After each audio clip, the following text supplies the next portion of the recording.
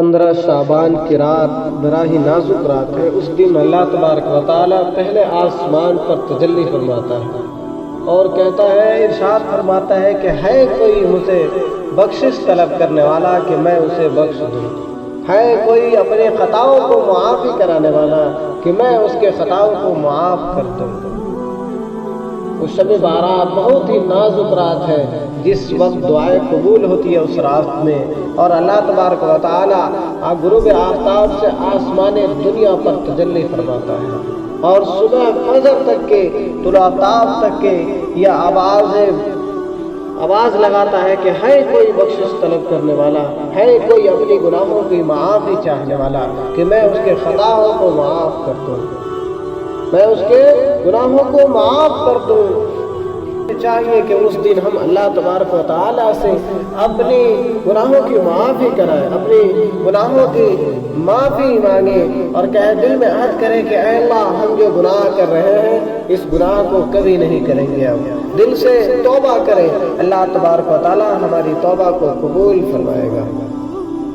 شب بارات کی رات 5 لوگوں کی بخشش نہیں ہے، سوائے 5 لوگ کہ اللہ تبارک و تعالیٰ تمام امت مسلمہ کی بخشش فرماتا ہے، سوائے 5 لوگ۔ نبی کریم صلی اللہ علیہ وسلم نے ارشاد فرمایا کہ شب بارات 15 شعبان کی رات کو 5 اور شب قدر کی رات کو 5 لوگوں کی بخشش نہیں ہوتی۔ ایک شرک کرنے والا کہ جو خدا کے ساتھ کسی کو شریک ٹھہرائے، وَإِنَّ الشِّرْكَ لَظُلْمٌ عَظِيمٌ، کہ شرک ہی تو ظلم ہے، تو خدا کے ساتھ کسی کو شریک ٹھہراتا ہے، خدا کے چوکھٹ کو چھوڑ کر کے غیر کی چوکھٹ پہ جاتا ہے، غیر سے طلب کرتا ہے، خدا کے علاوہ کسی کو شریک کیا۔ اور نمبر 2، بغض رکھنے والا، بغض رکھنے والا۔ اس رات کو ہم عبادت کرتے ہیں، اس رات کو پوری رات ہم نوافل پڑھتے ہیں، قرآن کی تلاوت کرتے ہیں، قبرستانوں کا چکر لگاتے ہیں، لیکن دل میں بغض رہتا ہے، دل میں حسد رہتا ہے۔ ایک بھائی بھائی سے نہیں ملتا، ایک بھائی بھائی کے لیے دل میں بغض رکھتا ہے۔ نبی کریم صلی اللہ علیہ وسلم نے فرمایا کہ 15 شعبان کی رات، شب بارات کی رات کو اللہ تبارک و تعالیٰ ہر انسان کی دعا کو قبول کرتا ہے، توبہ کو قبول کرتا ہے، توبہ کو، گناہوں کو معاف کرتا ہے، سوائے 6 لوگوں کے، سوائے 6 لوگوں کے ہر انسان کے توبہ کو قبول کرتا ہے، اور فرماتا ہے کہ ہے کوئی مجھ سے روزی طلب کرنے والا، ہے کوئی مجھ سے اپنے گناہوں کی بخشش چاہنے والا، ہے کوئی مجھ سے بیٹا بیٹی عطا کرنے والا، ہے کوئی مجھ سے رزق طلب کرنے والا۔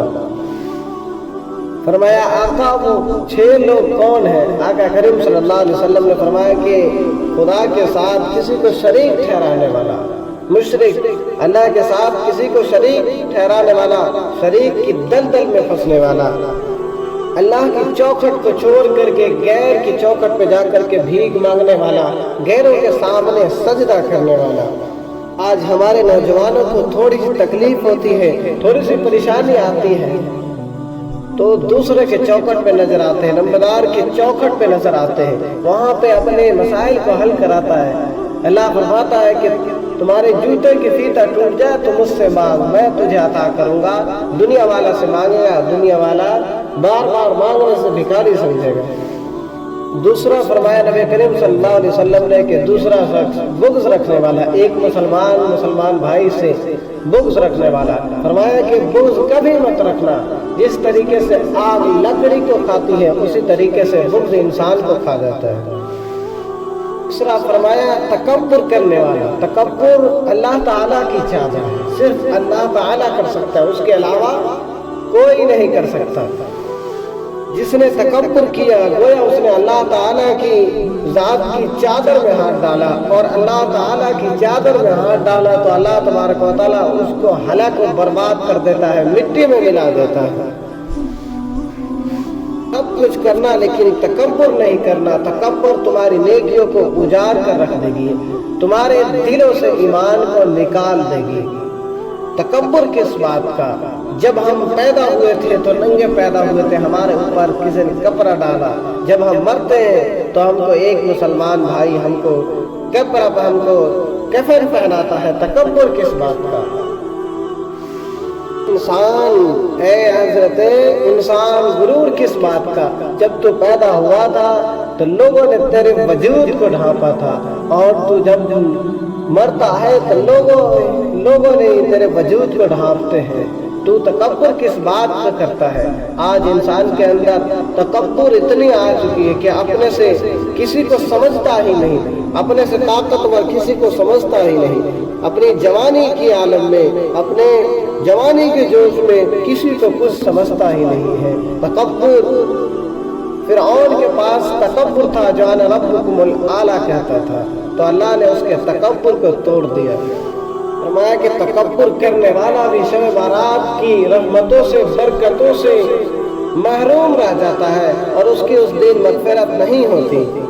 چوتھا، نبی نے فرمایا کہ قطع رحمی کرنے والا، لوگوں سے رشتے ناطے توڑنے والا، اپنے بھائیوں سے الگ رہنے والا، غریبوں پر ظلم کر کے اپنی طاقت کے نشے میں، مظلوموں پر ظلم کر کے، یتیموں کا ناحق مال دبا کر کے، بہنوں کا حق دبا کر کے، بھائیوں کا حق دبا کر کے، کیا تو سوچتا ہے کہ ہمیشہ ایسے رہے گا؟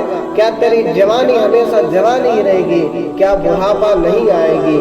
کیا بس وقت کی الٹنے کی دیر ہے؟ جب وقت الٹ جائے گی تو پھر تمہیں احساس ہوگا کہ کاش ہم یہ ظلم نہ کیے ہوتے۔ اب احساس کر کے کیا فائدہ؟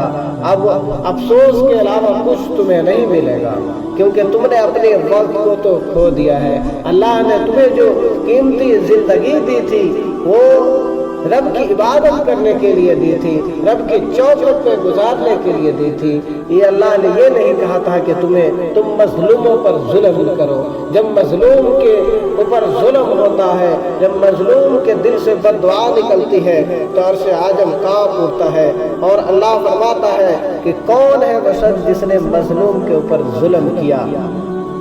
کون ہے وہ شخص جس نے یتیموں کا ناحق مال کھایا، جو یتیمے کے اوپر ظلم کیا؟ تو سوچتا ہے کہ شب بارات کی رات ہماری بخشش ہو جائے گی۔ نہ بندے، نہ کبھی نہیں۔ اللہ تبارک و تعالیٰ 5-6 لوگوں کی بخشش نہیں فرماتا، باقی ہر انسان کی دعائیں کو قبول کرتا ہے۔ اور 5، والدین کا نافرمان، جو والدین کی نافرمانی کرتا ہے اللہ تبارک و تعالیٰ اس دن اس کی بھی مغفرت نہیں کرتے۔ وہ شب بارات کے رات سے، اس برکت والی، الفت والی، مغفرت والی رات سے محروم رہ جاتا ہے، اور اللہ تبارک و تعالیٰ اس کی مغفرت نہیں فرماتے۔ شعبان کے روزے ثابت اور سنت۔ ماہ شعبان میں روزہ رکھنا کسی